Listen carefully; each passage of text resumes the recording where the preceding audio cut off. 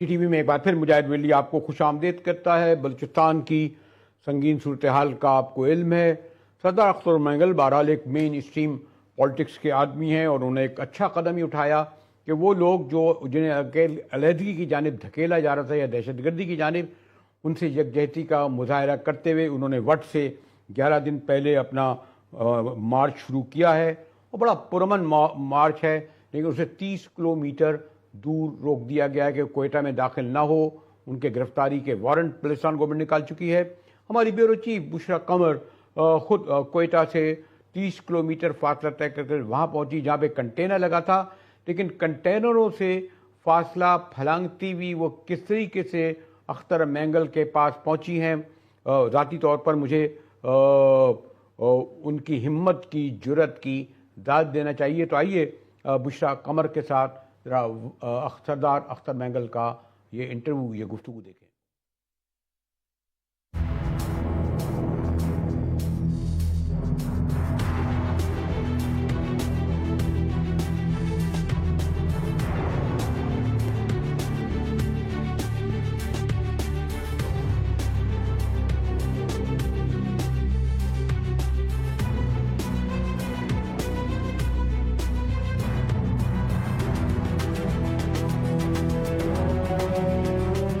جی مجاہد صاحب، اب کافی مشکل راستہ طے کرنے کے بعد بالآخر میں کیمپ تک پہنچنے میں کامیاب ہو گئی ہوں۔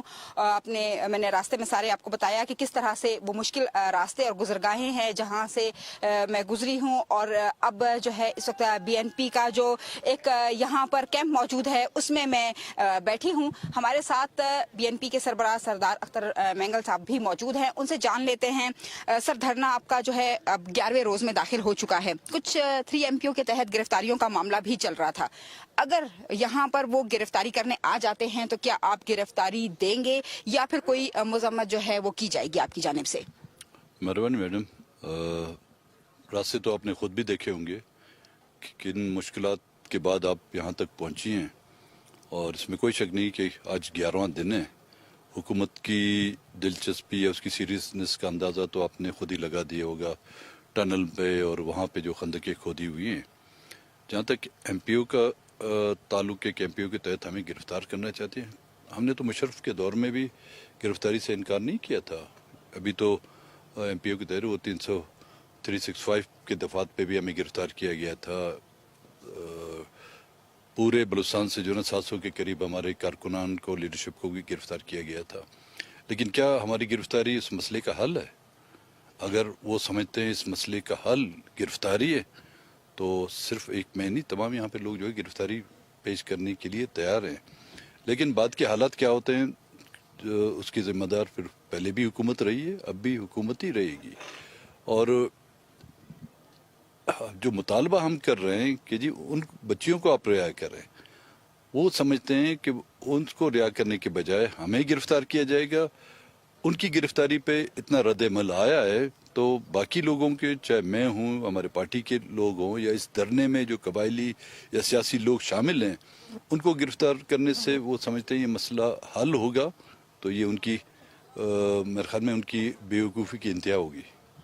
اچھا، یہ بتائیے گا سردار صاحب کہ اس وقت آپ ہمیشہ دہشت گردی کے خلاف رہے ہیں، اب مہارنگ بلوچ جو ہیں ان کی گرفتاری جو ہے عمل میں لائی گئی ہے، آپ ایک احتجاجی دھرنا دے رہے ہیں اور ایک مطالبہ بھی آپ رکھے ہوئے ہیں، جس کے تحت نہ صرف یہ کہ بی این پی جو ہے وہ یہ مطالبہ کر رہی ہے، بلکہ تمام جو سیاسی جماعتیں ہیں جن کا تعلق بلوچستان سے ہے وہ ساری کی ساری آپ کے ساتھ ہیں، بلوچ یکجہتی کمیٹی کے لوگ آپ کے ساتھ ہیں، تو کہیں کیا متحدہ ماز بلوچ تو نہیں بننے جا رہا؟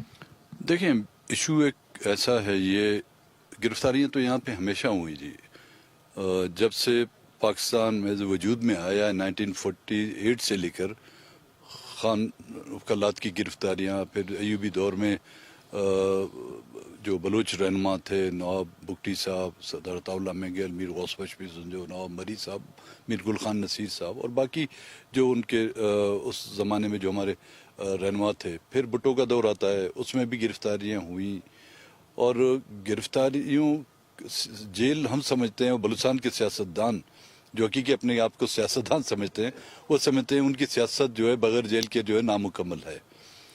اور جو آپ کا سوال ہے کہ جی ان میں سے جو متحدہ محاذ، دیکھیں ایشو کچھ ایسا ہے جس کو کوئی بھی غیرت مند باشعور، چاہے وہ سیاسی کارکن ہو، سیاسی رہنما ہو، پولیٹیکل ورکر ہو یا کوئی قبائلی ذمہ دار ہو، وہ اس معاملے پہ جو ہے نا اپنی آنکھیں بند نہیں کر سکتا.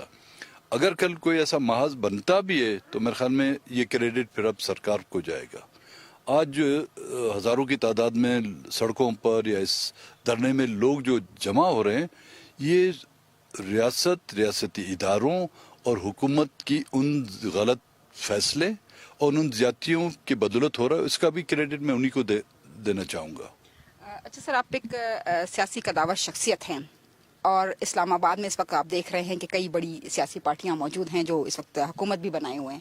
کیا اب بھی آپ ان سے کوئی امید رکھتے ہیں یا ان کی طرف دیکھتے ہیں؟ ہم نے امید اگر ہوتی تو میں نیشنل اسمبلی سے استعفیٰ دے کے یہاں پہ اپنے لوگوں میں نہ بیٹھتا. نہیں جی، وہ آپ سے امید تب کریں گے جب آپ کے پاس کچھ نشستیں ہوں گی، سیٹیں ہوں گی جو ان کی ضرورت ہے. ہم تو ان کے بعد کے اتحادی ہیں. ان کی اپنی جماعت کے لوگ بھی اگر اپنی کوئی نشست نہیں جیت پاتے تو ان کو بھی کھڈے لگا لیتے ہیں. لیکن اس بار تو ان کو ایک موقع ملا، جو ہارے ہوئے تھے ان کو بھی 47 کے ساتھ جتوا کے. لیکن جو وہ بڑی سیاسی پارٹیاں آج جو کچھ بلوچستان میں ہو رہا ہے، چاہے مسنگ پرسنز کی تعداد میں اضافہ ہو رہا ہے، تو ہمیں ان سیاسی پارٹیوں سے کوئی ایسی امید ہی نہیں کہ اور میں امید تب کرتا کہ مجھے ان سے امید ہوتی. لیکن ان تمام کرائسس کا اور ان بلوچستان کے ان تمام معاملات کا ذمہ دار میں ان کو ٹھہراتا ہوں. انہوں نے اپنی حکومت کے لیے کو بچانے کے لیے، انہوں نے اقتدار میں آنے کے لیے اور اپنے نمائندگان کی تعداد بڑھانے کے لیے بلوچستان کے لوگوں کے نہ صرف حقوق کی بلکہ اہل بلوچستان کی قربانی دی ہے. سر، کل آپ لانگ مارچ لے کر کوئٹہ جانا چاہتے تھے لیکن وہاں آپ کو روک دیا گیا.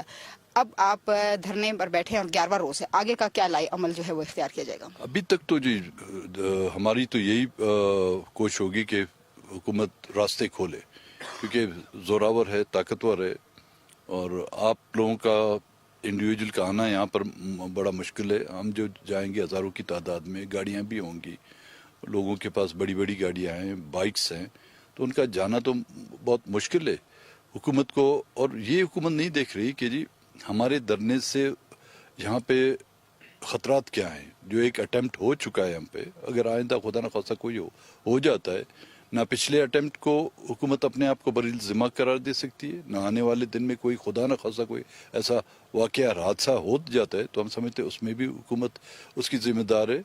اور پہلی مرتبہ ہم دیکھ رہے ہیں کہ حکومت خود پہیہ جام ہڑتال کی ہوئی ہے.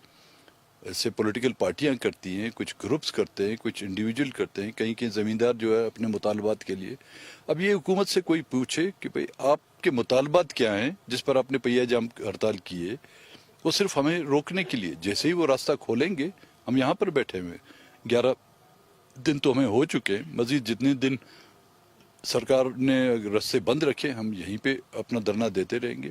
احتجاج ہے جی، احتجاج ہم کہیں پہ بھی کر سکتے ہیں. حکومت چاہتی ہے ہم یہاں کریں تو یہاں پہ کریں گے، راستے کھولے تو ظاہر ہم کوئٹہ میں آ کے اپنا احتجاج کریں گے. اب فرق کیا پڑتا ہے اگر ایک ہی ملک ہے، ایک ہی صوبہ ہے، یہی جو پولیٹیکل پارٹیاں آج برسر اقتدار ہیں ہمارے ساتھ مل کر پی ٹی آئی کے خلاف انہوں نے کہاں کہاں دھرنے نہیں دیے. سپریم کورٹ کے سامنے دھرنے دیے گئے. پی ڈی ایم کے جو اتحادی تھے انہوں نے سپریم کورٹ کے سامنے دھرنے دیے، لاہور میں دھرنے دیے، کراچی میں دھرنے دیے، ملک کے مختلف شہروں میں انہوں نے جلسے جلوس کیے.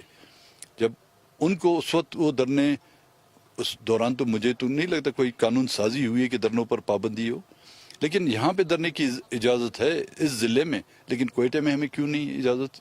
یہ سوال آپ کو ان سے پوچھنا چاہیے. जी बिल्कुल, आपने सुना कि मुजाहिद साहब धरना जो है वो जारी रहेगा और जिस तरह से सरदार अख्तर मैंगल साहब का कहना है कि बीएनपी और तमाम जो बलोच कौम है उनका मुतालबा यही है कि जो ख़वातीन गिरफ्तार की गई हैं अगर उन्हें बाइज़्ज़त तरीके से उनकी रिहाई अमल में ले आई जाती है तो ये धरना ख़त्म होगा, अगर नहीं लाई जाती तो तब तक ये धरना जारी रहेगा जब तक उनकी रिहाई जो है वो अमल में नहीं लाई जाएगी। और कोयटा में अगर मार्च करना है तो उस सूरत में करेंगे जब हुकूमत जो है इजाज़त देगी, पुरअमन तरीके से अपने धरने को जारी रखे हुए हैं और ये धरना तब तक जारी रहेगा जब तक उनके मुतालबात जो है वो तस्लीम नहीं कर लिए जाते।